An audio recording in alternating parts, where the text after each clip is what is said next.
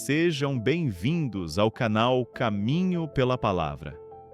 Antes de falar de Hudson Taylor, imagine a China do século XIX. Um império enorme, antigo, orgulhoso e, em grande parte, fechado ao mundo. Para estrangeiros, a presença era limitada a poucas regiões do litoral. O interior parecia um universo inalcançável. Havia desconfiança, choque cultural, barreiras de língua e perigos reais para quem ousasse atravessar certas fronteiras. E é nesse cenário que surge uma das histórias mais marcantes da fé cristã e do trabalho missionário. Hudson Taylor nasceu em 1832, na Inglaterra, mas a história dele começa antes mesmo do nascimento. Seus pais eram cristãos e oraram para que o filho fosse separado para Deus. Eles não pediram apenas uma vida confortável, pediram propósito, pediram direção. E há relatos de que desde cedo a China estava no coração daquela família como um destino espiritual, como se o chamado estivesse sendo preparado em oração bem antes de Hudson compreender qualquer coisa. Só que, como acontece com muitos, a adolescência trouxe uma fase diferente. Hudson se tornou cético, questionador e distante. Ele não queria ser arrastado pela fé da família. Ele queria suas próprias respostas. E por um tempo, parecia que aquelas orações seriam frustradas. Até que um dia simples mudou tudo. Hudson estava sozinho, em casa, e encontrou um folheto no armazém do pai. Era apenas papel e tinta, nada extraordinário. Ele começou a ler com pouco interesse, mas uma frase o atingiu com força: a obra consumada de Cristo. A ideia era clara. A salvação não era algo que ele precisava conquistar por esforço, mérito ou religiosidade. Cristo já havia feito tudo. Consumado, completo, finalizado na cruz. Enquanto ele refletia, algo que parecia intelectual se tornou profundamente pessoal. Ele percebeu que não estava sendo chamado a fazer parte de uma tradição familiar, mas a responder a um Salvador vivo. E ali, naquele momento, Hudson se ajoelhou e se rendeu a Deus. E o que torna esse episódio ainda mais impactante é o outro lado da história. Sua mãe estava longe, distante fisicamente, mas de alguma forma conectada espiritualmente. Ela estava orando por ele com intensidade. Há relatos de que ela se trancou em um quarto, insistindo em oração, até sentir uma certeza profunda, uma paz que não vinha de raciocínio, mas de fé, como se Deus estivesse dizendo no coração dela: eu respondi. Duas cenas simultâneas, um jovem lendo um folheto e rendendo-se a Cristo, uma mãe orando e recebendo paz, um céu respondendo a uma terra que clamava. A partir desse dia, o coração de Hudson mudou. Ele não apenas acreditava, ele passou a carregar um chamado. A China deixou de ser um assunto distante e se tornou uma direção clara. Mas ele entendeu uma coisa: chamado sem preparo vira frustração. E se Deus o estava chamando para um campo difícil, ele precisava ser moldado, por dentro e por fora. E é aqui que a história começa a ficar ainda mais intensa, porque Hudson não se preparou como alguém que buscava conforto. Ele se preparou como alguém que sabia que a missão exigiria tudo. Depois da conversão, Hudson Taylor não virou apenas um jovem entusiasmado. Ele virou um homem disciplinado. Ele entendeu que para ir a um lugar difícil, ele precisava aprender a depender de Deus no cotidiano. Então fez escolhas que muita gente consideraria extremas. Ele decidiu viver com simplicidade, reduzir conforto, enfrentar desconfortos e aprender a suportar privação. Não era exibicionismo espiritual, era preparação. Ele queria treinar seu coração para não desmoronar quando a vida apertasse. Ele também buscou conhecimento útil, estudando áreas que pudessem ajudá-lo no campo missionário, inclusive medicina, porque sabia que cuidar do corpo poderia abrir portas para alcançar a alma. E foi nessa fase que veio um teste que parece pequeno, mas revela o tamanho do caráter. Hudson foi chamado para visitar uma família em extrema pobreza. A esposa estava doente, os filhos sem comida e a casa exalava desespero. Ele foi até lá com o coração disposto a ajudar e começou a orar. Mas no meio da oração, algo o confrontou por dentro. Ele tinha no bolso uma única moeda, uma meia coroa. Era tudo que possuía para aluguel e comida. E enquanto pedia que Deus ajudasse aquela família, percebeu o contraste. Como pedir provisão do céu se ele mesmo segurava uma provisão na mão? A luta interna foi forte. Ele poderia racionalizar, poderia dizer que não era a responsabilidade dele, poderia pensar no próprio futuro, mas a consciência gritou, e ele se sentiu incapaz de continuar orando daquele jeito. Então ele fez algo que marca um ponto de virada. Ele entregou sua última moeda e saiu de lá com o bolso vazio. Só que em vez de desespero, ele sentiu uma alegria profunda, a sensação de que naquele ato ele tinha sido verdadeiro diante de Deus. No dia seguinte, chegou um envelope anônimo. Dentro, havia um valor várias vezes maior do que a moeda que ele doou. Hudson não viu isso como sorte. Ele viu como uma assinatura de Deus, como se o céu dissesse: quando você confia, eu sustento. Quando você obedece, eu abro caminhos.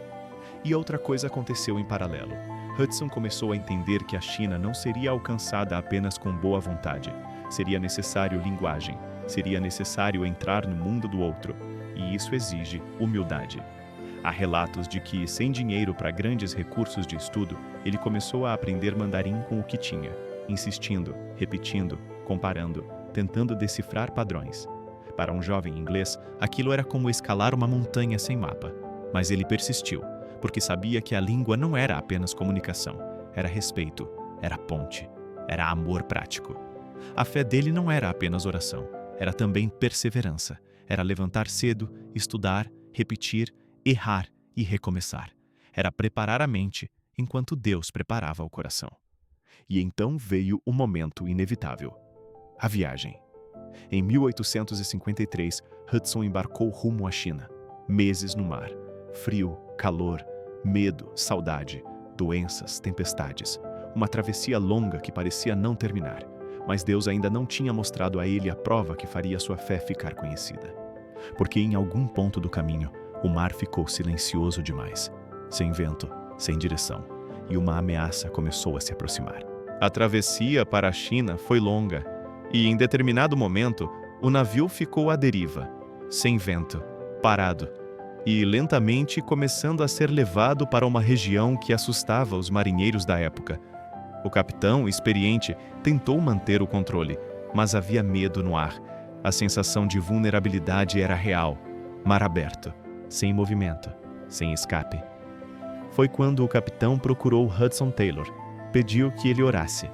Hudson aceitou, mas fez um pedido que parecia estranho. Disse ao capitão que levantasse as velas.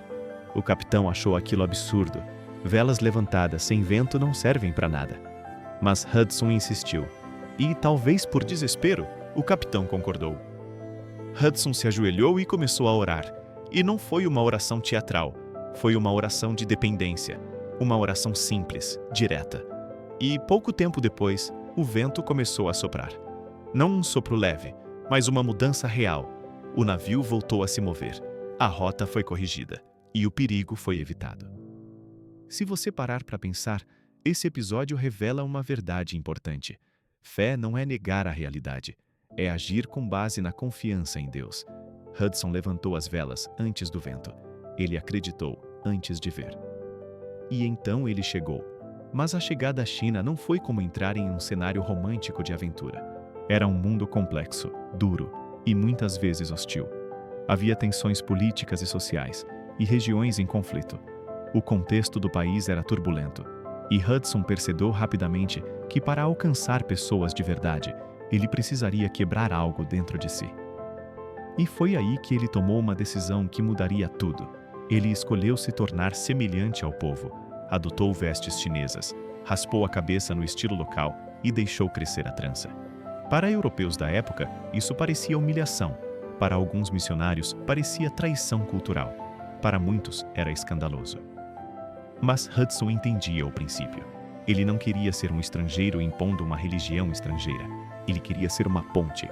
Queria que as pessoas olhassem para ele e não vissem um símbolo de superioridade ocidental. Queria que enxergassem Cristo.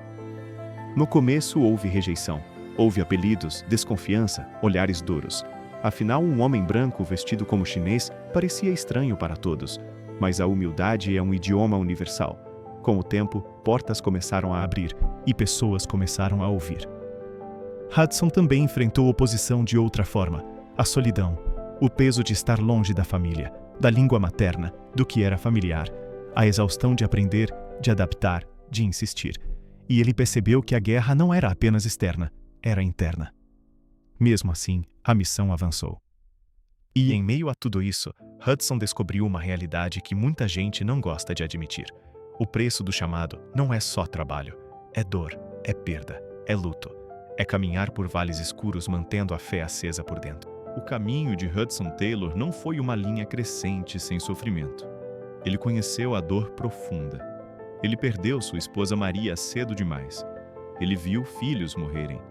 E quem ouve a história dele precisa entender isso com seriedade. Fé não significa ausência de lágrimas. Fé significa continuar, mesmo com lágrimas. Hudson enfrentou exaustão física e emocional. Há relatos de períodos de profunda tristeza, de esgotamento, de uma sensação de peso que não some apenas com frases bonitas. E foi nesse vale que Deus ensinou a ele algo que mudaria não apenas sua vida, mas sua forma de servir. Hudson percebeu que muitas vezes a gente tenta viver a vida cristã como se fosse um esforço constante. Tentar ser mais santo, tentar ser mais forte, tentar aguentar mais, tentar permanecer firme. Mas ele entendeu que isso pode se transformar em um fardo impossível. Então veio a revelação que ele chamou de vida trocada. A vida cristã não é eu tentando imitar Cristo com força própria. É Cristo vivendo em mim. Não é eu produzindo força. É eu descansando na força dele. Não é eu me segurando em Cristo com as mãos tremendo. É Cristo me segurando quando eu já não tenho força. Essa mudança tirou Hudson do desespero e o colocou de volta no caminho. Ele voltou a servir com um descanso interior. A missão cresceu. A China England Mission se expandiu para o interior do país, alcançando regiões onde ninguém queria ir. Missionários foram enviados. Igrejas começaram a surgir. Pessoas passaram a conhecer o Evangelho de forma profunda. E então veio um dos períodos mais violentos, o Levante dos Boxers, em 1900. Foi um tempo de perseguição intensa. Muitos missionários e crianças foram mortos. O mundo esperava uma resposta de vingança. Esperava revolta. Esperava exigências. Mas Hudson surpreendeu. Ele recusou indenizações. Recusou compensações financeiras. Não porque as vidas não importassem, mas porque ele queria mostrar que o Evangelho não é um mercado de perdas e ganhos. Ele queria mostrar que o amor de Deus não busca retaliar, mas redimir. Essa postura foi um testemunho poderoso. Hudson Taylor morreu em 1905 em solo chinês, longe de sua terra, mas perto do povo que ele amava. Ele não foi lembrado por riqueza, foi lembrado por entrega. Deixou um legado de missionários, convertidos, e uma organização que continuou. E quando olhamos para a China moderna, e para o crescimento impressionante do cristianismo em muitos contextos, é impossível não perceber que sementes foram plantadas com lágrimas, oração e sacrifício. E agora eu preciso falar com você que está ouvindo esta história, porque no fim, o legado de Hudson Taylor não é apenas um registro histórico, é um chamado pessoal. Você está disposto a confiar em Deus antes de ver? Você está disposto a levantar as velas antes do vento soprar? Você está disposto a obedecer, mesmo quando o caminho parece difícil? Se essa história tocou o seu coração, se inscreva no canal Caminho pela Palavra. Aqui nós compartilhamos histórias reais de fé, esperança e transformação, para fortalecer a sua caminhada com Deus. Deixe um comentário dizendo o que mais falou com você e compartilhe este vídeo com alguém que precisa de encorajamento. Muito obrigado por assistir até aqui. Se puder, dê uma olhada na descrição do vídeo e veja algumas dicas de leitura para edificar sua vida. Que Deus abençoe a sua vida.